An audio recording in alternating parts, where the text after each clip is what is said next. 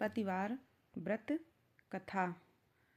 यह व्रत सुख शांति, धन संपत्ति और मनचाहा जीवन साथी पाने के लिए किया जाता है।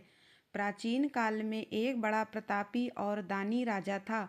वह हर गुरुवार को गरीबों की सहायता करता था, लेकिन उसकी रानी को यह सब पसंद नहीं था। वह ना तो दान करती थी और ना ही भगवान का नाम लेती थी। एक दिन भगवान बृहस्पति देव एक साधु का रूप धारण करके राजा के महल पहुंचे और भिक्षा मांगी। रानी ने कहा, हे साधु महाराज, मैं इस दान पुण्य से तंग आ गई हूँ। मेरा सारा धन नष्ट हो जाए ताकि मैं शांति से रह सकूं। साधु ने कहा, देवी तुम तो बड़ी अजीब हो। लोग तो धन मांगते हैं, तुम उसे खत्म करना चाहती हो।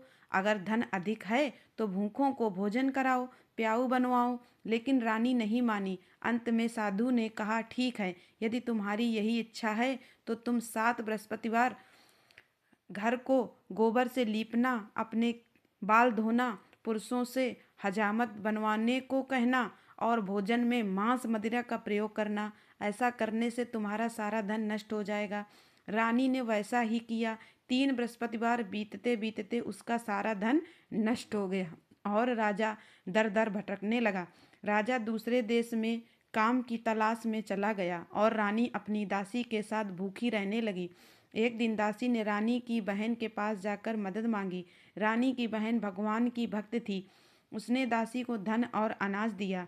बाद में उस दासी को एक साधु ने बृहस्पतिवार व्रत की महिमा बताई और उसे पीले वस्त्र पहनने, चने की दाल और मुनक्के से भगवान विष्णु की पूजा करने और पीले भोजन करने की सलाह दी। दासी ने रानी को भी व्रत करने के लिए मनाया। रानी ने श्रद्धा पूर्वक व्रत रखा। उसकी भक्ति से प्रसन्न होकर भगवान बृहस्पति देव ने दोबारा महल को धन धान्य से भर दिया और राजा भी वापस लौट आया। अंत में राजा, रानी और दासी सभी सुखपूर्वक रहने लगे। व्रत रखने के नियम। बृहस्पतिवार का व्रत रखने में इस दिन पीले वस्त्र पहने और भगवान को पीले फूल व पीले फल अर्पित करें। केले के पेड़ की पूजा करें। इस दिन केले के पेड़ की पूजा की जाती है और उसके जड़ में जल चढ़ाया जाता है।